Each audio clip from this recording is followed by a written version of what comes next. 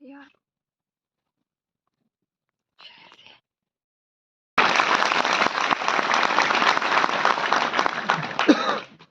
अब मैं DIG CSMT से अनुरोध करता हूं कि मंच पर उपस्थित अन्य गण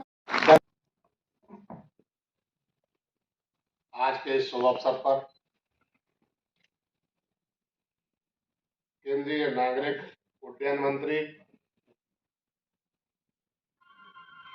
और यहां से इस क्षेत्र से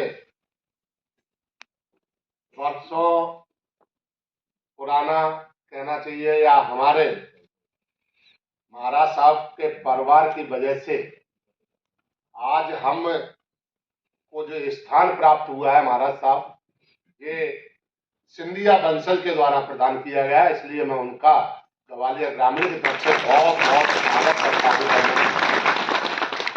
मंच पर विराजमान हमारे ग्वालियर महानगर के सम्माननीय अध्यक्ष अभय चौधरी साहब, आपका भी स्वागत करता हूँ। यहाँ पर उपस्थित इस अकादमी के आईजी साहब से लेकर के सभी अधिकारी और कर्मचारी बंधुओं का भी मैं स्वागत करना चाहता हूँ, क्योंकि आपकी जो अकादमी की देन महाराज साहब ने यहाँ हमको प्रदान की थी, उसके बाद जो इस विस्तृत रूप में है भारतवर्ष में, मैं कहीं भी जाने का मुझे अवसर मिला और यदि मुझे कोई मिलिट्री संबंधित या सैन्य संबंधित लोग मिले तो मैंने उनको अपना परिचय टेकनपुर का पड़ोसी होने के नाते डबरा का नाम दिया। हमारे प्रधानमंत्री जी ने 15 किलोमीटर और 35 किलोमीटर या 30 किलोमीटर ग्वालियर पड़ता है। महाराज, हर सैन्य क्षेत्र के पास में जो नियर स्टेशन होता है, नियर बाई स्टेशन, उस पे कुछ फैसिलिटीज मिलती हैं, आपकी भारत सरकार प्रदान करती है। और अब ग्वालियर महानगर भी थोड़ा सा कंजेस्टेड होता है।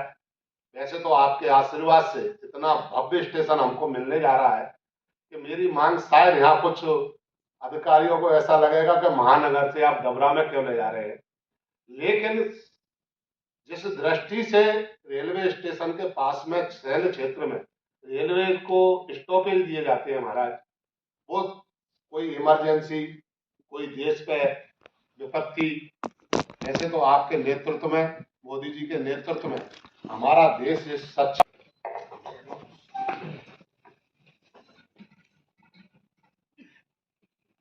आज मंच पर हमारे साथ यहाँ आसीन हमारे संस्था के आईजी साहब, ज्वाइंट डायरेक्टर कैलाश शाह साहब, Ajit Kumar ji DIG BSF, PC Srivastava ji DIG CRPF, मेरे साथ आए हुए शहर एवं ग्रामीण के हमारे जिलाध्यक्ष आदरणीय अभय चौधरी जी, आदरणीय कौशल शर्मा जी, बीएसएफ टेकन में आने का मुझे एक सौभाग्य एवं अवसर मिलता है।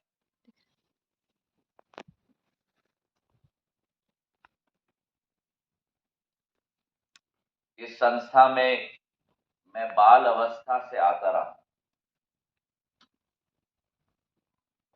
ये एक मैनमेड झील है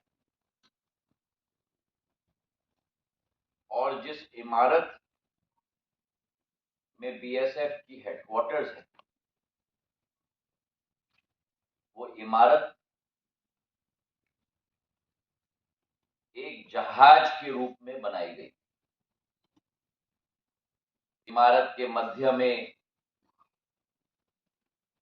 स्टेन ग्लास की सिंधिया परिवार की नाग निशानी और सूरज बनी हुई है, जो आज भी यथावत है।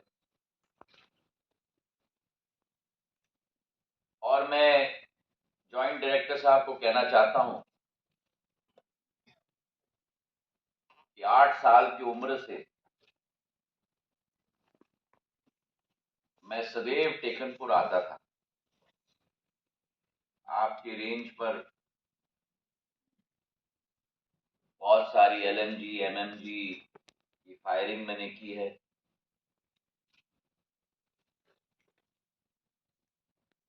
रात्रि में नाइट ट्रेसर बुलेट्स की फायरिंग मैंने की है। झील में एक छोटा सा पगोड़ा है,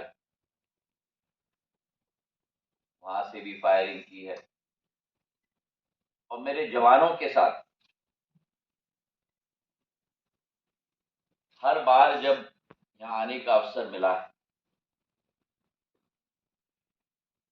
हमारे प्रशिक्षण के सभी जवानों के साथ चर्चा करने के लिए, अनुभव लेने के लिए एक स्वर्णिम मौका मुझे मिला। आज मुझे इस बात का बड़ा गर्व है कि मेरे परिवार ने ये संस्था भारत सरकार को प्रेषित की। और उससे भी ज्यादा मुझे गर्व है कि भारत सरकार ने BSF की सबसे प्रामाणिक प्रशिक्षण केंद्र देश में अगर कहीं स्थापित की है तो वो टेकनपुर में स्थापित। आज हम लोग सब एकत्रित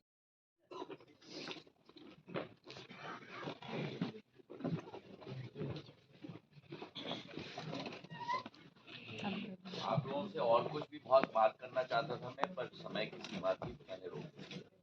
अभी PM आए नहीं है, मैं क्या नए तरीके से कर सकता हूँ, क्या अलग तरीके से कर सकता हूँ। सदैव एक्सपेरिमेंट करो। अंग्रेजी में कहावत है कि नथिंग वेंचर्ड नथिंग गेन। आप उस उम्र में हो जहां रिस्क टेकिंग एबिलिटी आपकी हथेली पे। रिस्क लो, चिंता मत करो। 100 चीज असफल होंगे, 5 चीज बहुत सफल होंगे। पर अगर रिस्क नहीं लोगे तो रिवॉर्ड नहीं मिलेगा। दूसरी बात, एक चीज मैं आप लोगों के साथ छोड़ना चाहता हूँ। जो भी दिन में काम करो, साफ दिल से काम करना, कभी गलत काम मत करना, कभी भी द्वेष भावना के आधार पर काम मत करना। मैं जब स्टैनफोर्ड बिजनेस स्कूल में स्टूडेंट था, मेरा सौभाग्य था। कितने लोगों ने ये कंपनी का नाम सुना है? इंटेल सुना है, सभी ने सुना है। माइक्रो प्रोसेसर कंपनी के फाउंडर एंडी ग्रोव ने मुझे क्लास सिखाया। एक लाइन उन्होंने छोड़ा था हमारे साथ लास्ट क्लास, सदैव याद रखना। और अंग्रेजी में कहूंगा मैं, सॉफ्टेस्ट पिलो, रात में जब बिस्तर में सोते हैं ना, softest pillow is a clear conscious. अगर दिल में कोई गलत भाव किसी के प्रति नहीं, गलत काम नहीं किया, बहुत अच्छी नींद आई। और नींद जिंदगी में अच्छी नींद आना सबसे महत्वपूर्ण है। बड़े बड़े नेता लोग होते हैं, बड़े बड़े करोड़पति होते हैं, अच्छी नींद नहीं आती। क्लियर कॉन्शियस रखना, ठीक है? माननीय प्रधानमंत्री जी से निवेदन है कि रोजगार मेले के इस विशेष अवसर पर अपने प्रेरणादायक आशीर्वचनों से हमें तथा राष्ट्र की युवा महाशक्ति को अनुग्रहित करने की कृपा करें। मेरे प्यारे युवा साथियों, आज 1 लाख से ज्यादा युवाओं को में नौकरी के लिए नियुक्ति पत्र दिए गए, आपने कड़ी मेहनत से अपनी ये सफलता हासिल की। मैं आप सभी को और आपके परिवार को बहुत बहुत बधाई देता हूं। युवाओं को भारत सरकार में नौकरी देने का अभियान लगातार तेज गति से चल रहा है। पहले की सरकारों में नौकरी के लिए विज्ञापन जारी होने से लेकर नियुक्ति पत्र देने तक बहुत लंबा समय लग जाता है। इस देरी का फायदा उठाकर उस दौरान रिश्वत का खेल भी जमकर होता। हमने भारत सरकार में भर्ती की प्रक्रिया को अब पूरी तरह पारदर्शी बना दिया। इतना ही नहीं, सरकार का बहुत जोर है कि भर्ती प्रक्रिया एक तय समय के भीतर पूरी कर ली जाए। इससे हर युवा को अपनी योग्यता साबित करने का समान अवसर मिलने लगा है। आज हर युवा के मन में विश्वास है कि वो कड़ी मेहनत और अपनी प्रतिभा के दम पर अपनी जगह बना सकता है। 2014 के बाद से ही हमारा प्रयास रहा है कि नौजवानों को भारत सरकार के साथ जोड़कर उन्हें राष्ट्र निर्माण का सहभागी बनाए। पहले की सरकार ने अपने 10 साल में जितनी सरकारी नौकरियां दी थी, उससे लगभग 1.5 गुना ज्यादा सरकारी नौकरी भाजपा की सरकार ने अपने 10 साल में दी है। आज दिल्ली में एक इंटीग्रेटेड ट्रेनिंग कॉम्प्लेक्स का भी शिलान्यास हुआ है। मुझे विश्वास है कि नए ट्रेनिंग कॉम्प्लेक्स से कैपेसिटी बिल्डिंग की हमारी पहल को और मजबूती मिलेगी। साथियों, आज सरकार के प्रयासों से देश में युवाओं के लिए नए नए सेक्टर खुल रहे हैं। इन सेक्टर्स में जो नए अभियान सरकार ने शुरू किए, उसकी वजह से रोजगार, स्वरोजगार ऐसे अनेक नए मौके बन रहे हैं। आपने देखा है इस बजट में 1 करोड़ परिवारों के लिए रूफटॉप सोलर पावर स्कीम की घोषणा की। अब छत पर सोलर पैनल लगाने वालों को डबल फायदा होगा। उनका बिजली बिल 0 होगा और जो अतिरिक्त बिजली वो पैदा करेंगे उससे आय भी होगी। रूफटॉप सोलर की इतनी बड़ी योजना से देश में रोजगार के भी लाखों नए अवसर बनेंगे। कोई सोलर पैनल का काम करेगा, कोई बैटरी से जुड़े बिजनेस में आएगा, कोई वायरिंग का काम संभालेगा। ये एक योजना अनेकों स्तर पर रोजगार के मौके बनाएगी। मेरे युवा साथियों, आज भारत दुनिया का तीसरा सबसे बड़ा स्टार्टअप इकोसिस्टम है। देश में स्टार्टअप की संख्या अब 1.25 लाख के आसपास पहुंच गई है। मुझे ये देखकर बहुत खुशी है कि इनमें बड़ी संख्या में स्टार्टअप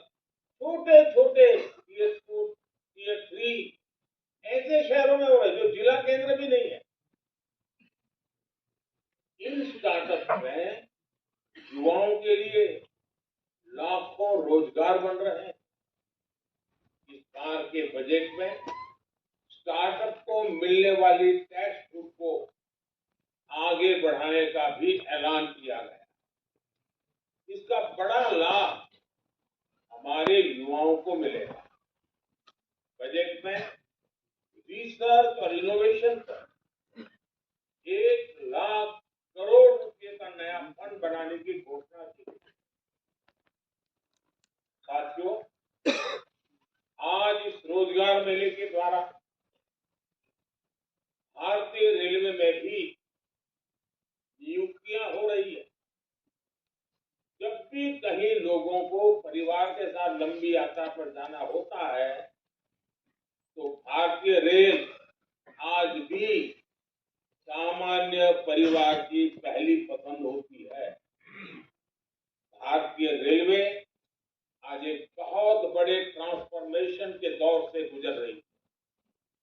इस दशक के अंत तक भारतीय रेलवे का पूरी तरह कायाकल्प होने जा रहा है। आपको याद होगा 2014 से पहले रेलवे की क्या स्थिति थी। रेलवे लाइनों का इलेक्ट्रिफिकेशन हो या दोहरीकरण करना हो, ट्रेनों का संचालन बेहतर करना हो या यात्रियों के लिए सुविधाएं बढ़ानी हो, इस तरह पहले की सरकारों ने उतना ध्यान नहीं दिया जितना ध्यान दिया जाना चाहिए। पहले की सरकारें सामान्य भारतीय की परेशानियों के प्रति उपेक्षा का भाव लिए रहे। 2014 के बाद हमने ट्रेन यात्रा के पूरे अनुभव को नया करने का अभियान शुरू किया। हमने रेलवे के मॉडर्नाइजेशन और अपग्रेडेशन फोकस किया।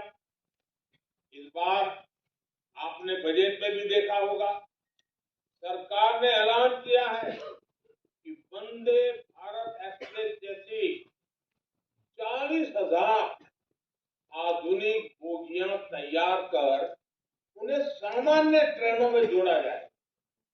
इससे सामान्य यात्रियों का सफर और सुविधाजनक हो जाएगा। साथियों, देश में जब कनेक्टिविटी का विस्तार होता है तो उसका प्रभाव एक साथ कई चीजों पर पड़ता है। कनेक्टिविटी बेहतर होने से नए बाजार बनने लगते हैं, पर्यटन स्थलों का विकास होता है। कनेक्टिविटी बेहतर होने से नए बिजनेस तैयार होते हैं और इससे रोजगार के लाखों अवसर बनते हैं। यानी कनेक्टिविटी अच्छी होने का सीधा प्रभाव देश के विकास पर पड़ता है। विकास की गति तेज करने के लिए इंफ्रास्ट्रक्चर में निवेश बढ़ाया जा रहा है। इस बार के बजट में इंफ्रास्ट्रक्चर के लिए 11 लाख करोड़ रुपए का निवेश का लक्ष्य रखा गया है। इंफ्रास्ट्रक्चर पर इतने बड़े खर्च से रोड, रेल, हवाई अड्डे, मेट्रो, बिजली जैसे हर प्रोजेक्ट में तेजी आएगी। इससे रोजगार के नए अवसर भी बनेंगे। साथियों, आज जिन युवाओं को नियुक्ति पत्र मिला है उसमें काफी संख्या पैरा मिलिट्री फोर्स का हिस्सा बनने जा रही है। युवाओं की भी ये अपने आप में बहुत बड़ी आकांक्षा पूरी हो रही है। पिछले कुछ वर्षों में पैरामिलिट्री फोर्स में भर्ती प्रक्रिया को रिफॉर्म किया गया। इस साल जनवरी से हिंदी और अंग्रेजी के अलावा 13 भाषाओं में लिखित परीक्षा लेने का फैसला लागू हो चुका है। इससे लाखों प्रतिभागियों को अपनी योग्यता साबित करने का समान अवसर मिला। बॉर्डर पर स्थित जिलों और उग्रवाद प्रभावित जिले का कोटा भी बढ़ाया गया है। साथियों, विकसित भारत की यात्रा में हर सरकारी कर्मचारी का बहुत बड़ा योगदान होगा। आज जो 1 लाख से ज्यादा कर्मचारी हमारे साथ जुड़ रहे हैं, वो इस यात्रा को नई ऊर्जा और गति देंगे।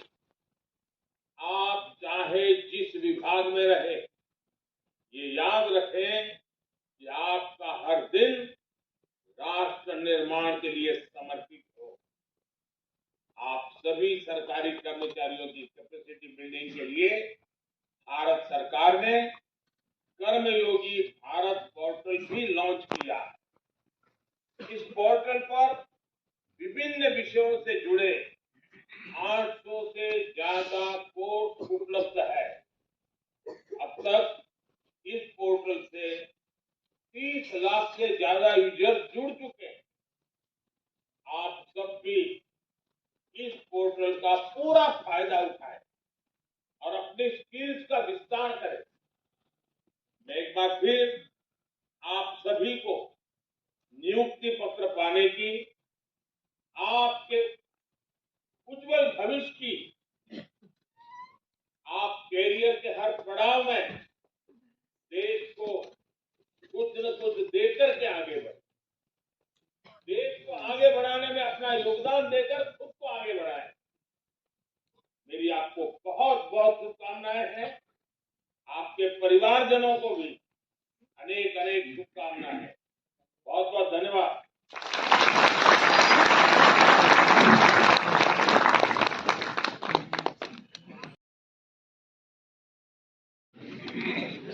Abdul Kadir Qureshi, head constable ministerial CRPF।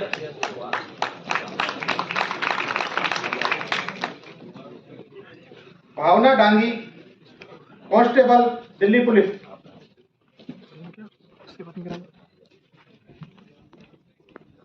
उमंग कुमार, असिस्टेंट लोको सेट, railway.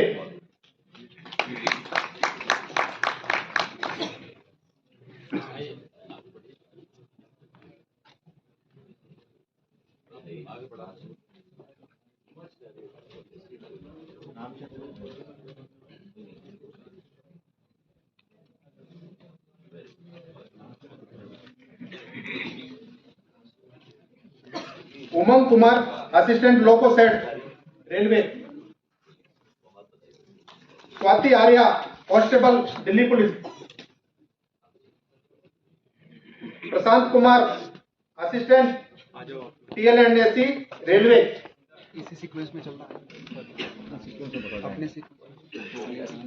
Monika Dev, constable Delhi police. Monika Dev. Sujeet Kumar, track maintain, railway. धन्यवाद।